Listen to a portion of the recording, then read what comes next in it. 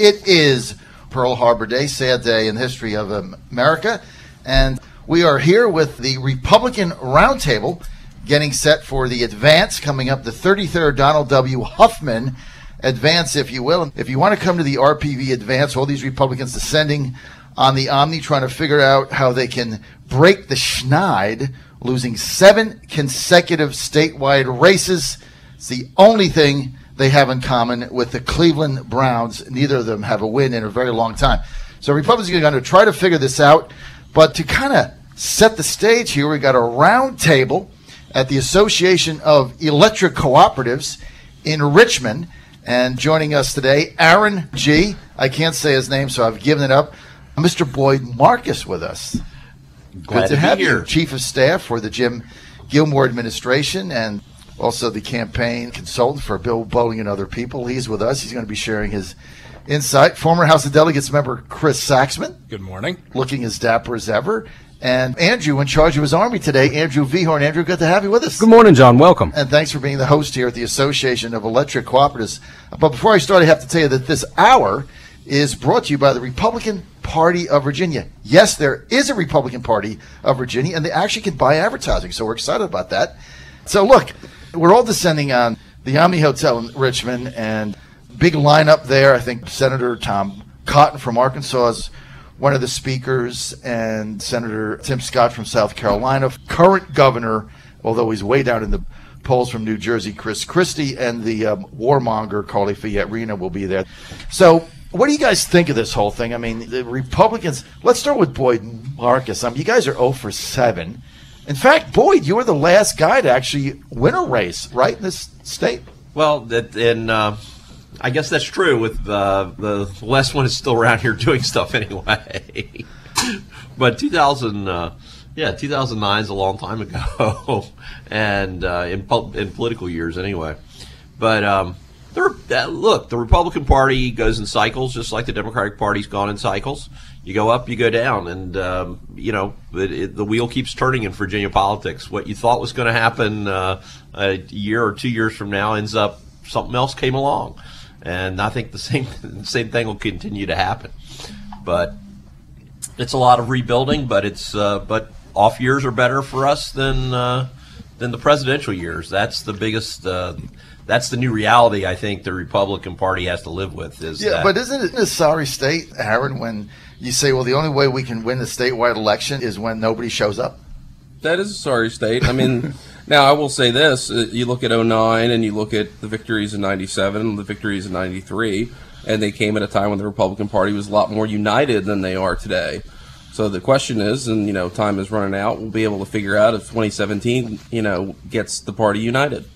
And that's the only way they can win. Chris Saxman, what do you make of this whole thing? I mean, what do Republicans have to do? What do they have to accomplish in these next 3 days here? Next 3 days? At the advance at the Omni, or is it just one big party? Well, having been to a couple that I can't remember, no, I'm just no. The Aaron's right. Unity is really important. The Democrats have broken the code on this one. They don't seem to have contested primary nomination fights when they did in 09. They lost. When Republicans have a contested primary, they tend to lose. And that's really critical because you only have so much time, as Boyd knows very well in his DNA. Coming out of June, if you have no money in June and you have a divided organization, you only have 3 months to really close the deal before you're getting everything out the door in September. So it's a timing issue for Republicans. Democrats broke the code. Democrats are winning. That's what it comes down to, I think. What do you think, Andrew? I hope there's a serious gut check that goes on this weekend, John. You look, we are losing seriously and bigly, to steal the Trump word, margins in places that we used to be able to rack them up. Our safeguards used to be Henrico, used to be Chesterfield, Chesapeake, and Virginia Beach, and we'd win those by 15 points, and that would offset the tidal wave that would always come out of Fairfax. Well, now we're winning those. If we win them by 1 or 2 points. It's a 55-45, and so they are shaving our margins and then racking up margins where they're strong. You look at Henrico specifically, and this past time around, I think it was 55-45. My precinct this time was 55-45. Last time it was almost 65-35 for Romney. And so they're just shaving off a precinct. But you look in the East End in Henrico, and they're winning 80-20 in the Democratic precincts. we don't have anywhere where we're racking those margins up where people actually live. We're doing that out in the coal fields, and that's helping a little bit. But there's not enough people there. You know, you get 3 precincts in Fairfax County that offset an entire county in Southwest Virginia. But it's all about building the right coalitions. I mean, when we look at the Romney presidential race, you know, we way underperformed in rural parts of Virginia, and you know, and this time, you know, we way overperformed. Okay, but what also happened is in the suburbs, both in Northern Virginia, in the suburbs in Richmond, we underperformed. So you've got to find candidates, and you've got to run campaigns that actually, you know, talk to the swing voters, not just the base. Sometimes, I mean, when you're in a, frankly, given the way that our districts are drawn, when you're a Republican legislator, you don't have to talk to anybody but the base, because there's not 5 Republicans in the whole state who are in districts that aren't strongly Republican. The only reason to lose an election when you're an incumbent member of the legislature is if you really personally screwed up something. I mean, you have to do something really egregious personally, or you just have to stop voting for your district to lose an election. Otherwise, you ought to win them all. You have to stop attending your local committee meetings and get out of touch with the people that vote for you. That's exactly right. That's when you lose elections, you know, right now. But when you run statewide, you don't have that luxury. You have to actually talk to people who aren't already Republicans or who aren't already Democrats. And it's, you know, we're not training necessarily our candidates to be very good at that. We're too often nominating candidates who are the purest of the pure and who can win those hard Republican districts very easily, but they can't win the swing districts. So basically you're saying in the Republican areas, for them to come to get beat, they have to do somebody like Rick Morris. Is that basically what you're saying? I don't know. I wouldn't put any particular person, and I'm not going down that path. You can't drag me there. But I'm not saying this person or that person. But I am saying you have to talk to people who aren't already Republicans. And Republicans are different throughout the state. Now, this might come as a shock to a lot of your listeners, but having grown up in the Shenandoah Valley and grown up it's not red in the Shenandoah Valley, it's deep burgundy. Right. You know, that's red meat territory. Yeah. You come to suburban Henrico County, as Andrew was talking about. The Republican voter you talk with doesn't talk about the same issues. They talk about education, higher education, health care, in a very different manner than rural voters do. So you have to have candidates who can span the breadth and depth of the Commonwealth and wade into the Northern Virginia, Fairfax County vote and do what Bob McDonnell did. Yep. And get their votes. And it's campaigning. You get their votes, and that's how you put a winning coalition, to Boyd's term, together to win. If you don't, you lose. It's a numbers game. You either try to get those votes, you don't. You look at the margins that I think Boyd, Marcus, and I were talking about this when we had John the other day. You look at the margins that Trump lost in those three cities in Virginia: Arlington, Alexandria, and Fairfax. 312,000 votes. I mean, you just can't make that up. Well, John, we were talking on election night, and Trump was up and up and up, but the margin was getting thinner and thinner, and the question was always, how bad is the wave going to be when it comes in? It was bad. And it was bad. It was bad. It really was. And you effectively, you have to have something to talk to all the voters in the state about, not just one segment here or one segment there. Not just rural voters or certain. What was McDonald's theme? Yeah. Bob's for jobs. Yeah. Bob's for jobs. I talked with Terry Bob's McAuliffe. for jobs and Sills for business. Yeah. Worked so well, Terry McAuliffe took it. And honed it down to just Bob's for jobs, is just plain out jobs. Right. And that's what he sold. And you have to have something that transcends all the voters and go, what are you here for? Why are you running? And someone can go, you know, I don't like the guy and all these issues, but that's the one I need. That's the one I want. And people will vote for you, or they won't show up. Remember, we have 3 different electorates. We have the national electorate, we have a statewide electorate, and then we have the local electorate. And they're very different electorates in the Commonwealth. Very different. And we've got to do a better job as a party at candidate selection. You know, we've had Bob McDonnell was a great candidate. He was every man. He had the Hampton Roads own Bob McDonnell, Richmond's own, Northern Virginia's own Bob McDonnell, and he could relate in each one of those areas. We have in the past nominated candidates that have been very easy to turn into a caricature of this right-wing boogeyman that wants to push grandma off a cliff in Medicaid, and folks can't break through that until they get the opportunity to talk to someone one-on-one or see them in a smaller audience. And I look at King Cuccinelli in that aspect. He was a very easy candidate to demonize by the left. You talk to him one-on-one, And he didn't come across as crazy as people made him out to be, but it's impossible to talk to enough voters one-on-one to win the election. Yes. True. Well, and you look at 2009. I mean, Bob obviously had a cohesive message, but he was also the beneficiary of the backlash against Obama from getting elected president in 2008, and the electorate in 2009 was looking for a check on Washington. The Republicans do not have that as a beneficiary. They're not going to be the beneficiaries of that this time. The people who are going to look for a check on Washington are going to be anti-Trump or not a big fan of Trump, and that is another challenge to overcome. So whether it's Gillespie, Riggleman, or somebody else, they're going to need a very strong, cohesive message and build coalitions even more than Bob did in order to overcome that. Well, it's also blunting the enthusiasm of your opposition. To Aaron's point on 2009 when McDonnell won, there was a lot of enthusiasm in the Republican base to win. And there's only 2 races in 2017, New Jersey and Virginia. Right. And New Jersey's they're going to blow. So you got one. You got one race. There's going to be a lot of money dumped in. And you got a lot of money going to be dumped in here. The Democrats are going to be unified. They're going to have an anti-Trump message. Whatever the Republicans in Congress try to do, they're going to build it up, and they should. Right. And isn't that to win? And that's how you get votes out. Isn't that part of the whole Gillespie message here to get nominated governor? Because he's saying, look, I'm tied in all these people. They all know me at the RNC. They know me at the Republican Governors Association. They know me at the Republican National Committee. They didn't give any money in 2013 to Cuccinelli. If I'm the nominee, I'll get the money. I mean, isn't that part of his argument vis-a-vis some of these other candidates? That's a structural argument. At the end of the day, though, as Boyd knows all too well. I mean, I've worked the Boyd campaign since '95 when he came out for the Emmett Hanger John Root mass meeting at the Robert E. Lee High School in Stanton when the Republicans won the Senate that year, took over the first time. But you still have to have an overriding sense of why a person is running for office. When the guy leaves your office or is on the radio or doing whatever, the voter has to go, that guy's running because X, and it's sold. And you have to, and it has to be in your, that's in your DNA. It has to be in your DNA. Back to that People message, elect that message thing. It's a messaging. You're selling a product. I mean, it's that message. And it goes beyond just the message too, though. It's the demographics of the person who's doing the selling.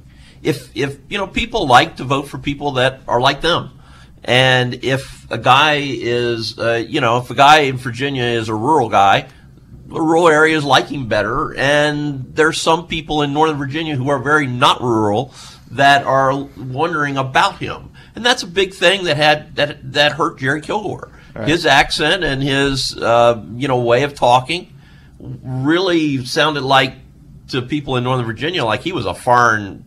Where did this guy come from? It hurt Creed Deeds too. It hurt Creed Deeds too. It's true for both sides. I think that, but it's also when you are the heart of suburban. Jim Gilmore was a suburban Republican who understood suburban Republican voters, and he could transfer that to Northern Virginia as well as the Richmond suburbs. Now, the question you have right now is, if it's Gillespie, well, he fits Northern Virginia pretty well. How's the rest of the state feel about who he is? Ralph Northam fits. It sounds a lot more like rural Virginia. Does that give him a significant advantage in the way he talks, the way he sounds? So, if you look at the 2 front runners, right? Yeah. Northam obviously is going to be the nominee, and Gillespie the front runner, no question now. But Northam has just an enthusiasm gap. I mean, he's just not an exciting candidate. And Ed Gillespie's still, all this time, Senate race, all this money, still searching for a message. And I think that's, you're right. I mean, it could be a kind of a not very interesting race if you have those 2 candidates in. But I think you got to find a message. And I think that's going to be Gillespie's challenge, right? Well, it's also a challenge because I think the Virginia governorship, and Boyd knows this far better than anyone in the room because he was chief of staff to one, the role of governor is 4 years. You only have but so much you can get done, and I think the voters becoming a little bit more attuned to what are you trying to do as governor. Let's start with Ralph Northam, the Democrat nominee, very likable guy. And Andrew, on the time we had to talk a little bit off air, you were telling us a story about how he was really a Republican. And well, flashback to what was it, 2006, 2007, and 2008. But for Jeff Fredericks getting tweet happy, Ralph Northam would be a Republican senator right now, potentially a Republican lieutenant governor, and not still a Democrat. They were in talks to switch parties over funding for, I believe it was the Eastern Virginia Medical School. And Jeff Fredericks tweeted it out that there's a senator looking to change parties. I think Saslaw put the Democratic caucus on lockdown, may have used some enhanced interrogation techniques to figure out who was actually the one, and was able to keep him in the party. So what you guys are saying back then, if Jeff Frederick, no relation to me, by the way, hadn't sent that tweet out, what would have happened, Boyd? I think if he had switched over, it would have given at that point in time the Republicans the majority again in the Senate. But it would have also, could very easily have set him up to be running for some other future office. Now, whether it, still would have been on the path to the governorship and lieutenant governor and then governor, I don't know. But it was certainly made him a hero within the Republican Party and raised his profile a lot. And but as it turned out, he stayed in the Democratic Party, and now we've got him as the strongest. I mean, he clearly is the strongest Democrat candidate. I really think. I really think if we'd been blessed that Herring had gotten the nomination, it would have been a much easier race, for whoever our nominee is. He's the best candidate the Democrats could run in the 6th, 5th, and 9th districts since I think Mark Warner ran for governor. Yeah. I think that's true, and I think that even within, the second, and, he's way stronger than probably anybody they could put in down there as well. I mean, he's somebody from a urban suburban area who also is going to have appeal in rural Virginia, and no, I think that's a strong case. Now he does have to overcome. He has to go to Northern Virginia and campaign and get people in Northern Virginia to vote for him. It is the Democratic base in Virginia now. Boyd, something that I've observed over the past few election cycles is it appears difficult for people in Northern Virginia to vote for a rural candidate regardless of party. And I think you can look back to Jerry Kilgore, you can point to Cree Deeds and say they typically will vote for someone who, what you were saying earlier, who can relate to them. Yep. And they have a hard time voting for someone that has a rural accent or comes from a rural part of the state because they just don't think that they can relate to the traffic problems, the infrastructure issues that they face up there. And I think that I think that's true, but I think that's where Northam has a chance to break the mold. Because he is from an urban area. He's from he lives in Norfolk. Even though he grew up on the Eastern Shore. He represents an urban area of Virginia which right now arguably has traffic problems as every bit as bad as anything in Northern Virginia, and you're going to be tying with that his Navy background. People underestimate how many veterans and Army people there are, Army folks there are in Northern Virginia, because you have the whole defense establishment and a very large number of retired, they may have retired and gone back to work for the federal government, but they still have a strong military background, and he's gonna have that to sell. Well, there's a couple of things that really work also in Ralph's favor. One, he's likable. Both sides of the aisle genuinely like the guy, and in a year of 2016 when no one liked the top candidates across the board, that favors him because there's that counterbalance that's going to come in the electorate, I think, and also the fact that he's a doctor, and he's a kid's doctor. He's a kid's doctor. He's a baby doctor. He's a baby doctor. In Norfolk, yeah. What's the number one issue going to be coming up in the 2017 cycle for Republicans? They're going to be trying to repeal Obamacare, the Affordable Care Act. I mean, if you have a doctor at the front edge, tip of that spear for Democrats, it's a counterbalance to get your people out to the polls. Again, we talked about in the previous segment, the electorate is very different in the statewide race, and if he can make a plausible argument on health care, and he's likable, and Republicans really don't dislike the guy. Well, there's not it a favors lot him. to not like about him. I mean, he's a very, like you say, he's a very nice likable guy. guy. We're all talking about it that way. The other thing he's got going for him is, I mean, he's a regional candidate. I know Boyd said he can relate to Northern Virginia, but I mean, he's got a regional base in Hampton Roads. In a population base. I mean, if he carries that, it's over. right? Well, John, let me share Well, a message. I wouldn't say over. The Democrats still have a problem, as it was shown in the end of the 2016 race. Where was Hillary Clinton and Barack Obama the night before the election? They weren't in rural Pennsylvania. They were in downtown Philadelphia. Right. They still have an urban problem in getting their city voters their base out, getting right. their base out. And that's a critical element to any winning coalition that Boyd talked about. Earlier. Look, got to get your he's base not out. going to carry those 3 cities by 312,000 votes. No, you will never get the turnout in Northern. You never get the turnout in Northern Virginia the way it did in this. Yeah, race in with all the any federal state workers. election. I mean, part of it is just that voters in Northern Virginia are very tuned into federal issues. They're not tuned into state issues. They don't get any coverage. You know, the whole campaign will go by, and the local TV stations in Washington will have 5 stories about the governor's race. In All right, so I Virginia. think we can They just won't concur that Northam is going to be a very formidable candidate, right? Well, and he's a VMI graduate. He's a native Virginian, and that's something that works in his favor. And, you know, he was generally known in Hampton Roads as the first time he voted for a Democrat was for himself when he got ticked off at Nick Raris because Nick Raris blocked his brother from getting a judgeship.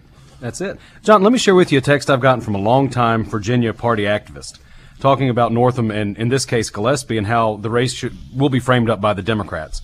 You know, accurate or not is my disclaimer, but this is how the Democrats will frame it.